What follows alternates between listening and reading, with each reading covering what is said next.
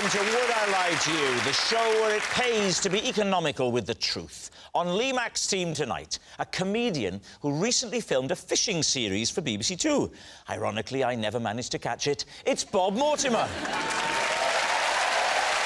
And an entertainer who started her career as a ballet dancer. In fact, she studied it at university, where she gained a tutu.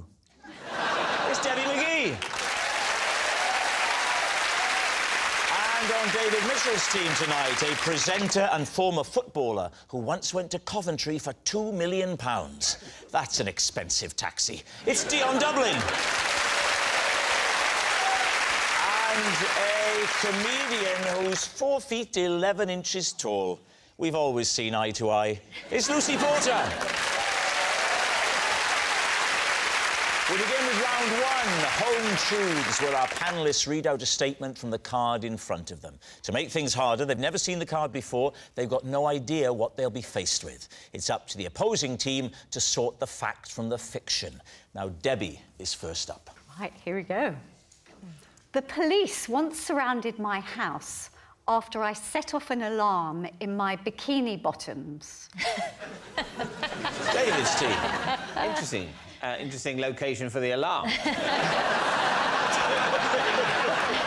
What was the alarm that you set off and how did you set it? It was the house alarms. I was actually ironing in the garden with my bikini on, and I had the remote control for the alarms tucked down my bikini. Let me stop you there. I could have sworn you said you were ironing in the garden in your bikini. Yes. It's a classic domestic scene. I love that commitment to ironing. I haven't ironed anything since the late 90s. But very good. We can tell, Lucy. Yeah. When was this, Debbie? Oh, quite a few years ago now. And in your bikini bottoms was the remote control for what? That set off the house alarms. For the burglar alarm? Yes, essentially. So I don't know what you call them.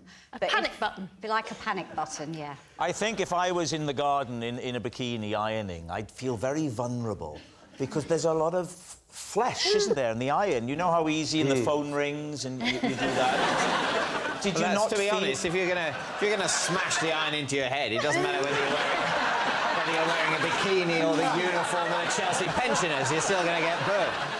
So what happened when you pressed the alarm? Who was alerted and what did they do? So I didn't know because it doesn't set the alarms off. It just rings the police. And so 15 policemen came round the corner. They shouted, "No, start with the collar, then the sleeves." I never tried it again, so I don't know. How did they react? Did they see the funny side? Yes. No, she wasn't facing them.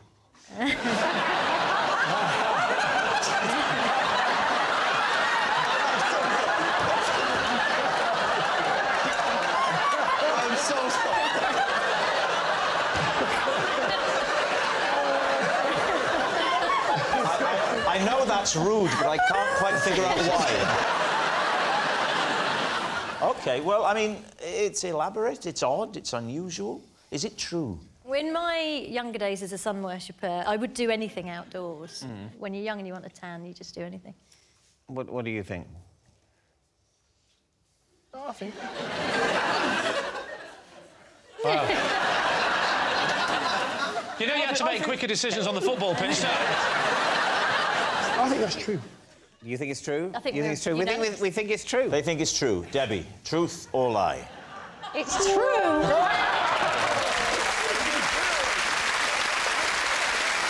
Yes, it's true.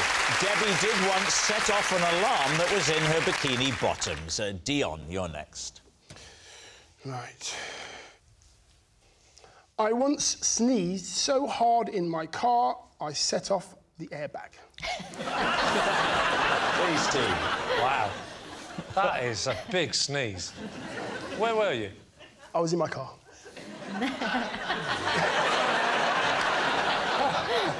Whereabouts was the car in the country? I was on a motorway.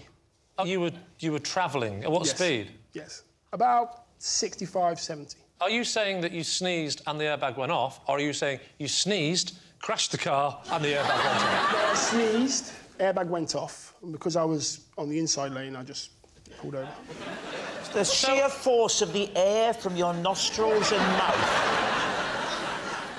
This can't have happened since your birth on the planet Krypton. Did you contact the manufacturers? Can you tell us which kind of car it is? It was an Audi A7. Was it? Yes. Are you sure it wasn't an Audi do that because it doesn't sound feasible? Take us back to the beginning, Dion. Yes. Where were you travelling to? I was on the M6 going from Warwickshire to Manchester. What did you have to do? For work, yes. And what is it that you do? I talk a little bit on the TV. So you're some punditry. I was going to do final score of Match of the Day or Football Focus. So, Dean, you didn't cover your face when you sneezed. No, so that's a naughty boy, isn't it? Not as naughty as driving without using your hands. Yes. True. See, I'm very polite. And would you say that, as a rule, you are a loud, violent sneezer? Because some give a little... Yes. And some go... Gah! There's one thing worse than both of those, and that is the people that threaten to do a big one, and it's a little one. You know, the ones that go... Stand those. They do my head in. What's the build-up for, then?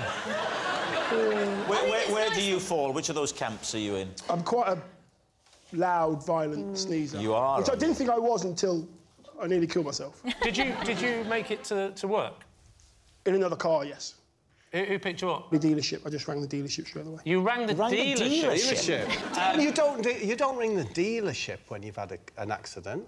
Because I was on the M6, I was close to where the dealership was, and I thought that would be easier for them to come out and deal with my... I'd get a new car as well. They gave me a new car. So the dealership... This is the focus of disbelief, isn't it? The dealership? The dealership I got the car from was in Warwickshire. Right. So I called them. I know the guy that owns the yourself? dealership. I know the guy that owns the dealership. What's his name? Send someone out. Lee. Lee... Oh! Is that right? Is his surname Mack? What's his surname? What's Lee's surname? Beacon. Oh, is that why you could see him from so far away? Did Lee personally come and pick you up? No, he sent one of his staff. What was his name? Was it Debbie? Bob. Bob. What was Bob's surname? Light bulb. Is this true? What are you thinking, Bob? Well, I'm thinking that big lad like Dion, maybe it could do it. I always go, achoo, pussycat, whoa, whoa, whoa. I've always found it amusing. Achoo, pussycat, bang! I say true. Debbie? I just think if it was true, it would have happened to a lot more people, and we can't do that sort of research. That's the trouble. The scope for research before answering the question is very limited. I always think if we could go away for a couple of weeks, really work on the questions, then we get a lot more right. But... So, what's it going to be? I'm going to go with Debbie and say it's not true. OK. Dion, truth or lie? It's a lie. Yes, it was a lie all along. Dion didn't set off the airbag in his car with a sneeze. Our next round is called This Is My, where we bring on a mystery guest who has a close connection to one of our panellists. This week, each of Lee's team will claim it's them that has the genuine connection to the guest, and it's up to David's team to spot who's telling the truth. So please welcome this week's special guest, Jonathan.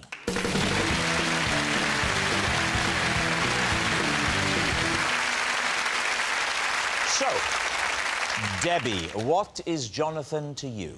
Well, this is Jonathan, and when he was a baby, I used to pull him out of a top hat. Bob, how do you know Jonathan? This is my friend Jonathan, and I have brewed 3 award-winning beers with him. Right. And finally, Lee, what's your relationship with Jonathan? This is Jonathan. One Sunday, the two of us spent 3 hours trapped in an automatic car wash. David's team, where will you begin? Well, Debbie, so you used to pull Jonathan out of a top hat? Yeah. And so, how old was he then? About 6 months. 6 months. Was he a rabbit at that stage? He's grown up into a lovely bunny. What a cougar comment that was.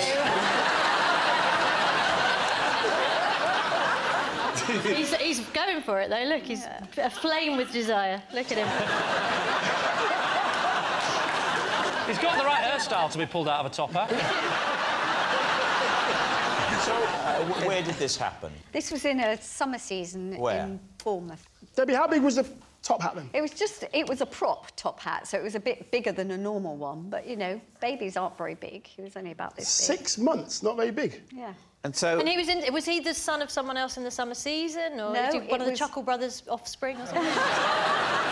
No, it was a feature in the show, and we had different babies on different nights. You know, they were like in rotation, and they came from an agency. So, who would bring Jonathan to the theatre? His mother. His mother? Yeah. And what would happen to him?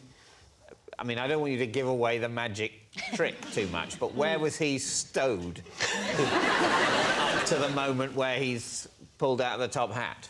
I can't tell you because I'm a member of the Magic Circle and I can't give That the is a secrets really away. handy thing for this game. I like it. Can you come on every week? Well, don't give anything away, Debbie, but talk us through the trick. There was a pretend rabbit, and then Paul would lift this big top hat from underneath and tipped it forward. And that's when I would come over as the assistant and take Jonathan out and say, and here's the rabbit's turned into a real live baby. And the audience went, like boo, we hate babies. No, they just... How long did they have to wait to be revealed? Not very long. It wasn't a very long trick. So they were only briefly on stage before the They were only briefly in reveal terrifying darkness alone. Yeah. Which they are in a cot when they go to sleep at night. And indeed in a womb. Yeah. I mean, that is the ultimate trick, isn't it? Now, who would you like to question next? Yeah. Bob, remind us what it was that you've said. How do you know Jonathan? Because I have brewed 3 award-winning beers with Jonathan. what are the names of your award-winning beers? The one that's my favourite is called Kiss the Alderman. That's an IPA. Kiss the Alderman, an IPA, yes. IPA. Another one was a stout, and it was called Retail Park. Retail Park. Yeah. And the other one was a lager, and that was called... Not now, madam. It seems funny now. That's why we used it. Not now, madam. Lager. Kiss the Alderman, Retail Park. Can I just say, he's written these down, so I hope you can remember them. How long did you two work together for? About 2 years ago, I was in the field, Dion, collecting some mud to go and bury at home in my garden. And along came Jonathan, or J-Keg, as I call him. And he said, I recognise you off the telly, you're that Ray Mears, is what he said. And we got chatting, and he said, do you like beer? I said, I like beer. He said, would you like to brew some beer? And quick! I said, yes, I would, rather urgently, actually. I've run out! And he's got a brewery, JPEG. Yeah. It's a lean-to next to a barn, right next to the field where I was. It's quite big, actually. It might be a lean 3 or a lean 3. So I went in this marvellous little brewery that I'm imagining, and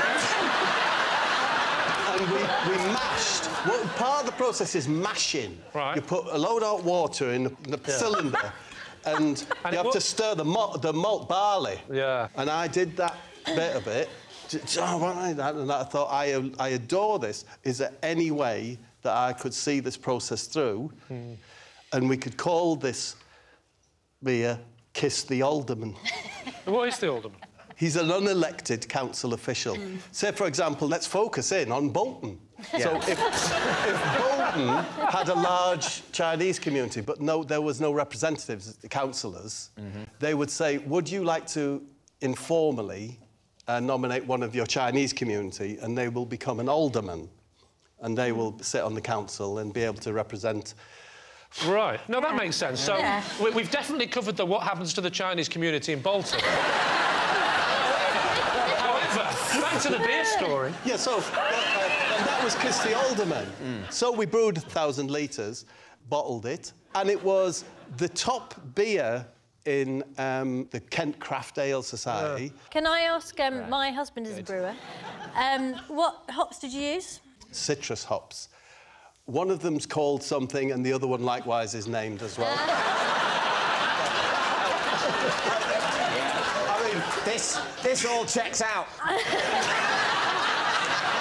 You know what? The thing that is the hipster brewing beard. If you were to say to me, draw a brewer, that's what I'd draw. That's what you draw now. It's very interesting, actually. Now. Whereas, wow, really?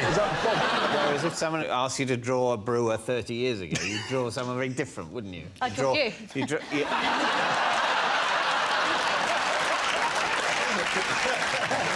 Now, what about Lee? Lee, remind us of your claim. This is Jonathan. One Sunday, the two of us got trapped for 3 hours in an automatic car wash. Where was it? Where was the car wash? It was just outside the car.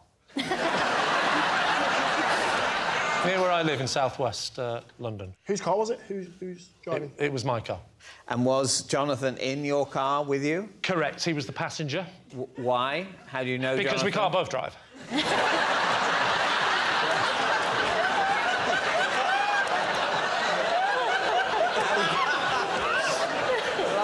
How do you know Jonathan? I know Jonathan because we're in the same football team.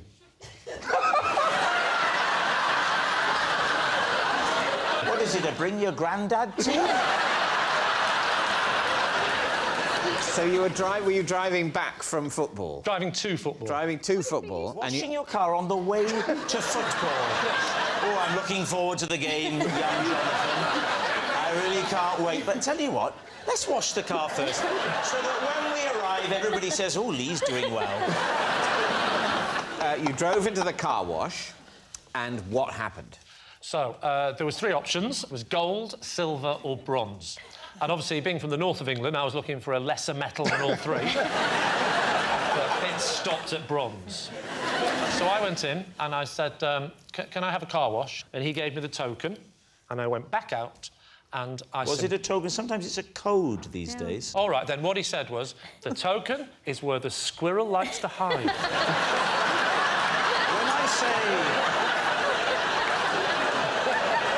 When I say code, I don't mean riddle. I mean a series of numbers that you put into a keypad. On this occasion, it wasn't. You put the token in the slot. Yes. You advance into the car wash. The weird things start going. Yeah, so the big brush at the front that goes over your bonnet, that came towards us. Yeah. And then the side ones came. It was the side ones that caused the main issue. They got to the door, stopped, and just kept doing that. And we couldn't open the doors. And it did not stop for 3 hours. I know, it sounds unbelievable. What?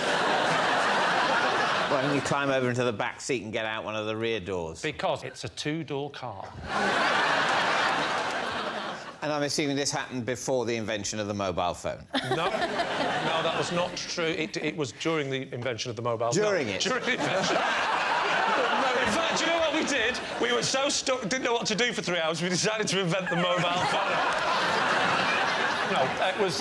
his phone was in his sports bag in the boot. Where was your phone? My phone was with me. Why didn't you use your phone? Because the battery had gone. How did you eventually get out? I absolutely screamed and screamed, and this stranger passing by saw a big button on the thing that said, emergency stop. So he pressed the button, and it stopped, and when it stopped, it reset itself back to how it should be. We opened the door, and I went in. And he went, you're back again. I said, yes, that's about my car. So what's up? I said, tell you what's up. The doors are phenomenally clean. All right. We need an answer. So, David's team. Is Jonathan Debbie's magic mate, Bob's brewing buddy or Lee's car wash companion? I can't believe Lee's story is the kind of story I would have to invent to tell my husband if I'd been in a car with Jonathan for 3 hours.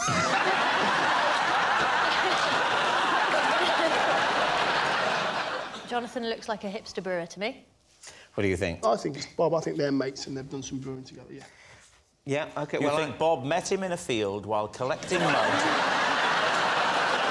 He said, come and have a look at my brewery. Yes, yes. And we're going to call our beer Kiss My Alderman. It's not Kiss My Alderman. It's Kiss the Alderman. I'm so sorry. If it's true, I'm sorry. Rob, you can immediately appreciate why Kiss the Alderman is much more marketable than Kiss My Alderman. I certainly call mine the Alderman. But very popular with the Chinese community.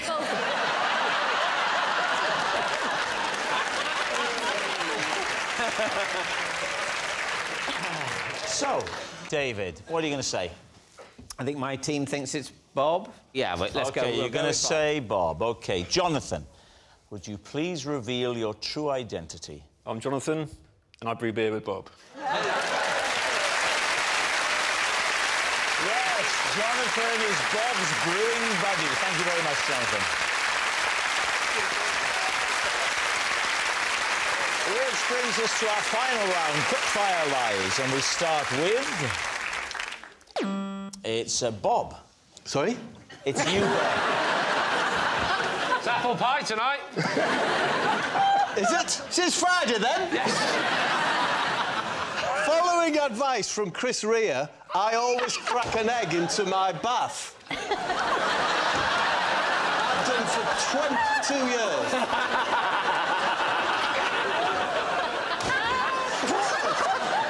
We should say, for any of the younger viewers, some of my fans, who Chris Rea was a very popular singer.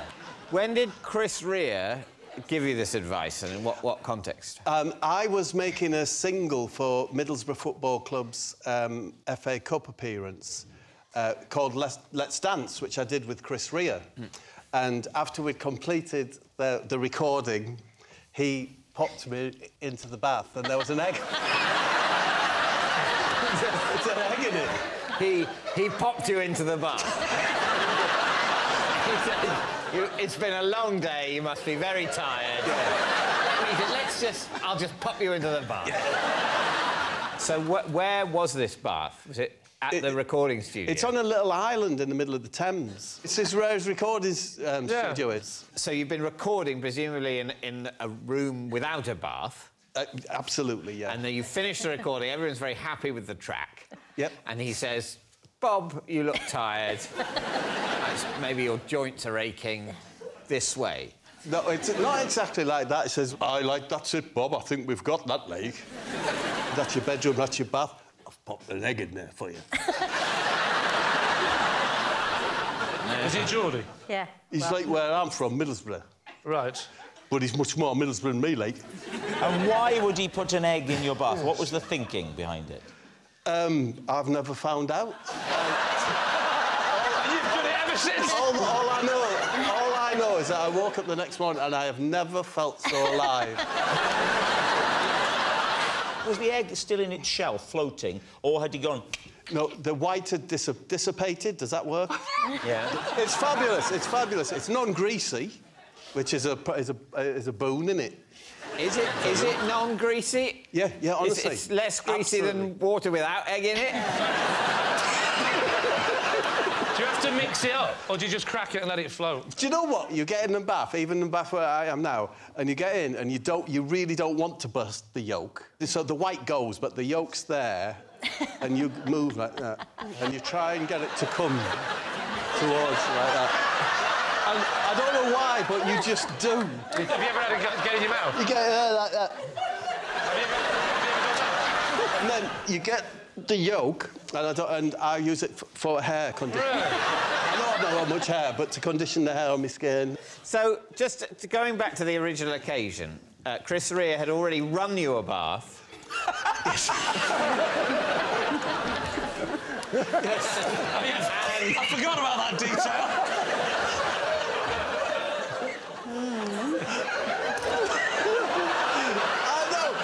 cracked an egg into it. Chris, it's just so Chris. Yeah. Do you know, the other thing it was, is a couple of weeks later, he sent me a gold doily. Right. To dry yourself off. What's up? I'm just saying, these things are just so Chris. Do we think that the way Bob describes what happened to the egg white, is that... He says it just dissipates. Is that If your bath plausible? is hot, then you're going to have a poached white. I'd have thought the white would turn white. And Well, there'd be bits of white. How hot is your bath? Your bath is hot enough that an egg could poach. Well, I don't know. Your claim is that it dissipates. I'm asking my team whether we believe that it would dissipate. Because if, for example, at the temperature of bath, say 39 degrees Celsius, the white would turn opaque, then your story doesn't check out. Agreed. Yeah, absolutely agreed. I think... What do you think, David? I think it's fair to say that if anyone else had made this allegation about Chris Rea and an egg in their bath, we wouldn't be giving it a moment's consideration. Somehow, coming from Bob, it might be true. It's true. I think... You think it's... I think it's true, because he's been about a bit, Bob. No. I think the white would poach. Yeah, Yeah, I think the egg is the important chemical part. analysis of the behaviour of the albumin. David, honestly, one thing, please don't base it on the albumin whitening. It does not happen. It does not. I can't have a bath at 80+ degrees. Is that the temperature at which an egg white will 80 it'll start at about 80, yeah. Honestly, please don't base it on that. What should I base it on, Bob? George... What are you going to say? Instinctively, I believe it. We're going to go true. You're saying true? OK, so, Bob, Chris Rea, eggs, baths, is it the truth or is it a lie? This is awful. I was telling a lie.